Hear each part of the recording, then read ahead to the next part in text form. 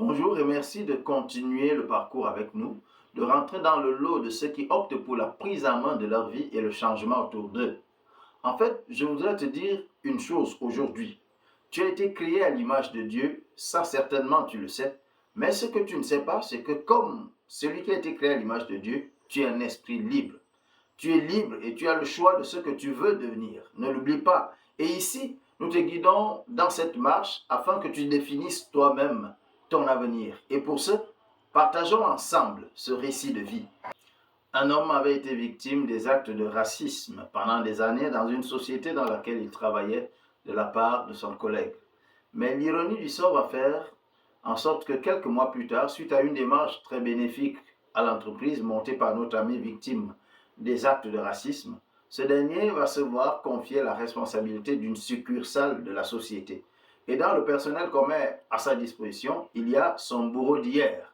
Et une clause est clairement rédigée dans le contrat ou alors dans la nouvelle démarche de l'entreprise.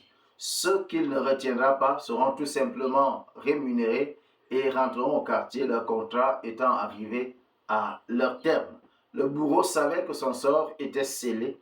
Il rédigea lui-même sa lettre de démission et la porta à son nouveau boss. Pourtant, ce dernier va refuser de recevoir cette lettre et lui donner une grande leçon de vie. Il lui dit, « Tu me détestes juste à cause de la couleur de ma peau.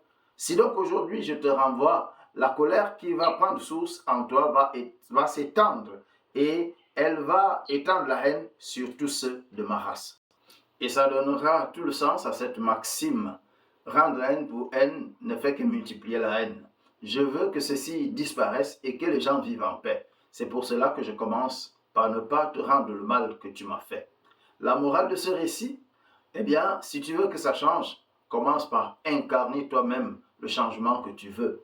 Les beaux discours ne servent à rien. De même, la parole, la prière et les jeûnes ne suffiront pas à t'apporter ce changement que tu souhaites. En fait, voici ce qui se passe lorsque tu pries.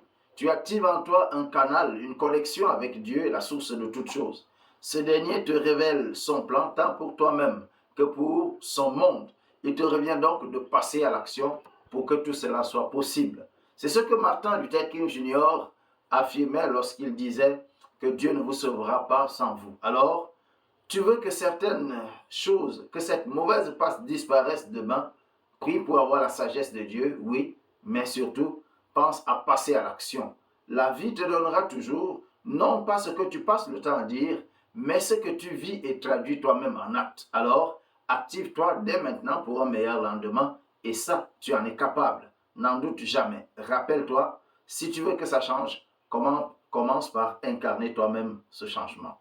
À bientôt sur YouTube. Abonne-toi à notre page et surtout partage. Ramène d'autres à partager avec toi cette expérience toute nouvelle et sensible.